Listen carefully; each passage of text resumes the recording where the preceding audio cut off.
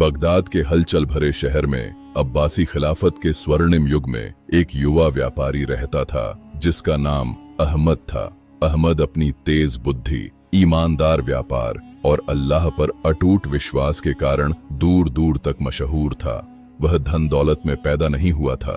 उसके पिता एक साधारण बुनकर थे जो अहमद के बचपन में ही गुजर गए और उसे शहर के जटिल बाजारों में खुद अपना गुजारा करना पड़ा। मेहनत और अल्लाह की बरकत से अहमद ने एक मामूली व्यापार का कारोबार स्थापित कर लिया था जो भारत और फारस जैसे दूर देशों से मसाले, रेशम और कीमती रत्नों की व्यापार करता था। अहमद की जिंदगी पैगंबर मोहम्मद सल्लल्लाहु अलैहि वसल्लम की शिक्षाओं पर आधारित थी।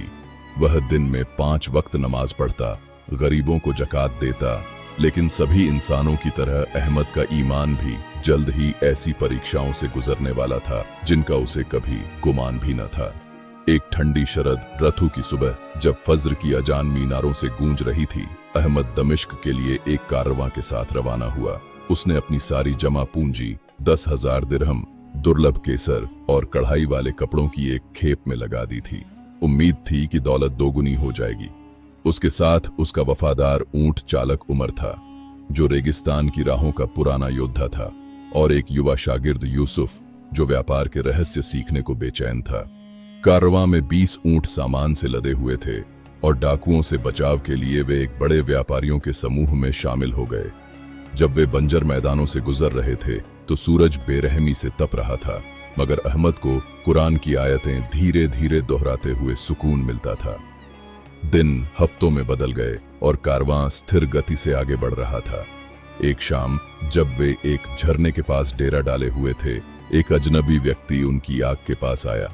वह एक बूढ़ा आदमी था, चेहरा मौसमों से झुलसा हुआ, फटे पुराने कपड़े पहने, लाठी टेक लगाए। उसकी आंखों में हिकमत की गहराई थी जो उसकी कमजोर शारीरिक हालत से मेल नहीं खाती थी। अस्सलामु अलैकुम मुसाफिरो, बूढ़े ने सलाम किया। मैं अब्दुल्ला हूँ, एक आवारा जो रात गुजारने के लिए पनाह मांगता हूँ। अल्लाह आपकी मेहमान नवाजी का बदला दे। वलैकुम अस्सलाम, अहमद ने गर्मजोशी से जवाब दिया। आप हमारा खाना और आराम बांटने में खुशामदीद हैं, अल्लाह रहमान रहीम के नाम पर। जब वे खजूरें और रोटी बांट रहे थे तो अब्दुल्लाह ने अपने सफर की कहानियां सुनाई। उसने वे मौजिजे बयान किए जो उसने देखे थे। खालिस दुआ से बंजर जमीन हरी भरी हो गई। अजान सुनकर चोर तौबा कर ली। मौत की याद से एक बादशाह झुक गया। अहमद ध्यान से सुन रहा था। उसके दिल में अल्लाह की कुदरत के याद ताजा हो रहे थे। ऐ युवा व्यापारी, अब्दुल्लाह ने अहमद की तरफ मुड़कर कहा, याद रखो कि दौलत एक इम्तिहान है। असली खजाना तकवा है, अल्लाह का डर। ईमानदारी को थामे रखो, क्योंकि पैगंबर सल्लल्लाहु अलैहि वसल्लम ने फरमाया, सच्चा और अमानतदार व्यापारी पैगंबरों, सिद्दीकों और शहीदों के साथ होगा। अहमद ने सिर हिलाकर तस्दीक की। उन अल्फाज ने उसके दिल को छू लिया। उसे क्या खबर थी कि ये अल्फाज जल्द ही उसकी जिंदगी की डोरी बन जाएंगे। अगली सुबह जब कारवां रवाना होने की तैयारी कर रहा था तो अब्दुल्लाह इसी तरह गायब हो गया जैसे आया था।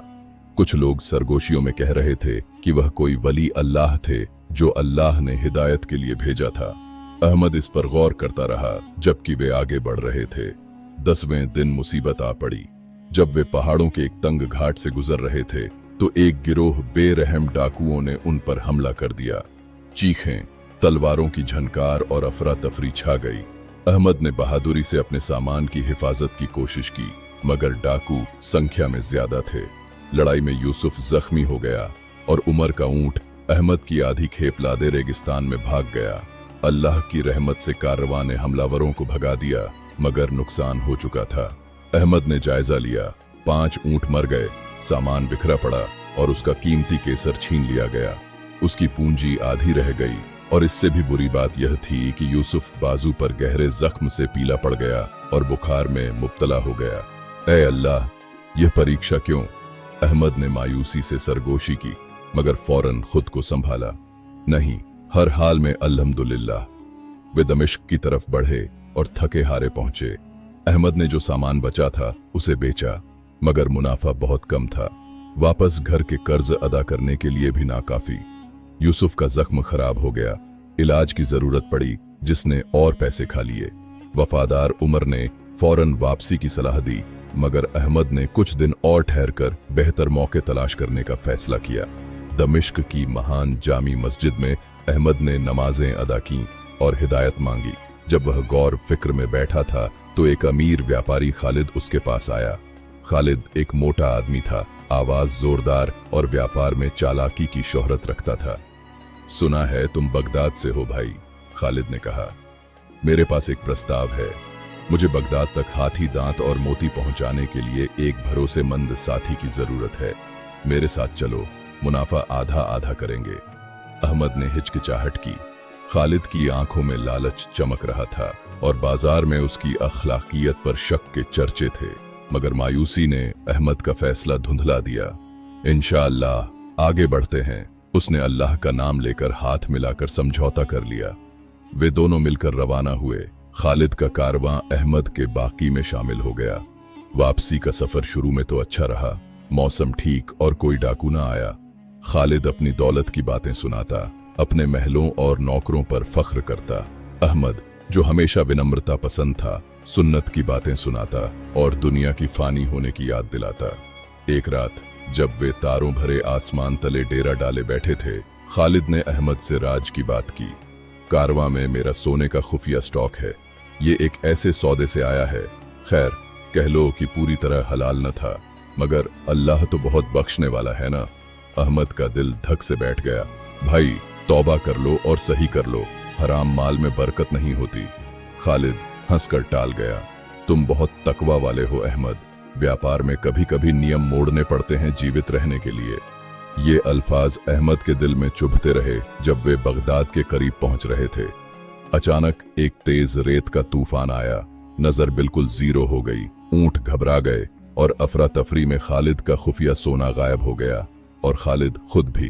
तूफान थमा तो खालिद ने अहमद पर चोरी का इल्जाम लगा दिया। तुम्हें सोने का पता था, तुमने अपने नुकसान पूरा करने के लिए चोरी की। वह चिल्लाकर दूसरे व्यापारियों को भी उकसाया। अहमद ने अपनी बेगुनाही पर जोर दिया। अल्लाह की कसम, मैंने नहीं की। मेरे सामान की तलाशी ले लो। मगर खालिद का असर जोरदार था। कारवां के पहरेदारों ने अहमद को पकड़ लिया और हाथ बांध दिए। कमजोर यूसुफ और उमर ने उसकी हिमायत की, मगर कोई फायदा न हुआ। अहमद को बगदाद के काजी के सामने मुकदमे के लिए घसीटा गया। अदालत में लोग भरे हुए थे। खालिद ने झूठे गवाह पेश किए जो कह रहे थे कि उन्होंने अहमद को रात को छुपकर घूमते देखा। अहमद का दिल धड़क रहा था जब वह काजी इब्न मालिक के सामने खड़ा था, जो अपनी न्यायप्रियता के कारण मशहूर थे। ऐ काजी, मैं बेगुनाह हूं, अहमद ने ऐलान किया। अल्लाह मेरा गवाह है, मैं उसके फैसले पर राजी हूं। काजी ने दोनों पक्ष सुने। सबूत अहमद के खिलाफ लग रहे थे। खालिद का सोना गायब था और अहमद के पास पहले नुकसान का मकसद भी था। अगर तुम अपनी बेगुनाही का सबूत न दे सके तो चोरी की सजा सख्त है, इब्न मालिक ने चेतावनी दी, शरीयत में मुकर्रर हुदूद का हवाला देते हुए। अहमद को अब्दुल्लाह के अल्फाज याद आए, ईमानदारी को थामे रखो। उस रात अपनी कोठरी में उसने तहज्जुद पढ़ी और सूरह यूसुफ तिलावत की। पैगंबर यूसुफ अलैहिस्सलाम की कैद और आखिर में बरी होने से ताकत हासिल करते हुए। इसी बीच उमर और यूसुफ ने शहर में सुराग लगाया। यूसुफ ने अपने जख्म के बावजूद कारवां के डेरे की जगह पर छुपकर तलाश की और एक सुराग मिला। खालिद के कपड़े का फटा टुकड़ा एक कांटेदार झाड़ी पर फंसा हुआ, तूफान की जगह से बहुत दूर। इससे लगता था कि खालिद जानबूझकर भागा था। वे सबूत लेकर काजी के पास दौड़े। इब्न मालिक ने तलाश का हुक्म दिया और जल्द ही खालिद एक करीबी गांव में छुपा मिला। सोना उसके अस्थायी ठिकाने के नीचे दफन था। सामना होने पर खालिद ने इकरार कर लिया, मैंने चोरी का ड्रामा किया था ताकि खलीफा के खजाने से इंश्योरेंस का दावा कर सकूं। अहमद एक आसान बकरा था। काजी ने अहमद को बरी कर दिया और खालिद को कानून के मुताबिक सजा दी। अहमद रिहा हुआ, उसकी इज्जत बहाल हुई। खुद खलीफा को मुकदमे की खबर मिली और उन्होंने अहमद को कारोबार दोबारा शुरू करने के लिए ग्रांट दी। मगर परीक्षाएं खत्म न हुईं। घर वापस आकर अहमद ने देखा कि उसकी साधारण सी कोठी लूट ली गई थी। शायद वही डाकू जो पहले हमले के बाकी थे। उसकी बाकी बचत चली गई और उसकी बूढ़ी माँ जो घर संभाल रही थीं, परेशानी से बीमार हो गईं। अहमद सजदे में गिर पड़ा, आंसू बहते हुए। या अल्लाह, मैं तेरी मर्जी पर राजी हूँ। मुझे सब्र अता फरमा और अपने लामतनाही खजाने से रिस्क दे। अपने ईमान से प्रेरित होकर अहमद ने दोबारा शुरुआत की। खलीफा की ग्रांट को हिकमत से इस्तेमाल किया, ईमानदार व्यापारियों से साझेदारी की। अब सेहतयाब यूसुफ उसका दायां बाजू बना और उमर भरोसेमंद सलाहकार। अहमद की दियांत की बात दूर दूर तक फैल गई। ग्राहक खुद चलकर आने लगे। साल गुजरते गए। अहमद का कारोबार फलता फूलता गया, मगर वह अपनी परीक्षाओं को कभी न भूला। उसने मुसाफिरों के लिए एक वक्फ स्थापित किया जो खाना, रहाइश और इलाज मुहैया करता था। उसने यूसुफ और दूसरों को तवक्कुल की अहमियत सिखाई, अल्लाह पर भरोसा।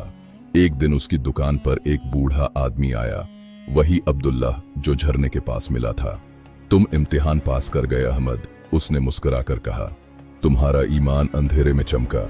याद रखो, तुम्हारे सफर का सबक यह है, परीक्षाएं अल्लाह की रहमत के पर्दे हैं। ईमानदारी और सब्र इस दुनिया और आखिरत में फतह देते हैं। अहमद लंबी उम्र पाकर बूढ़ा हुआ और उसकी कहानी बगदाद में अफसाना बन गई। बच्चे बुजुर्गों के इर्द गिर्द जमा होकर व्यापारी का सफर सुनते, यह सीखते हुए कि असली दौलत दिल में है और अल्लाह का प्लान हमेशा परफेक्ट होता है।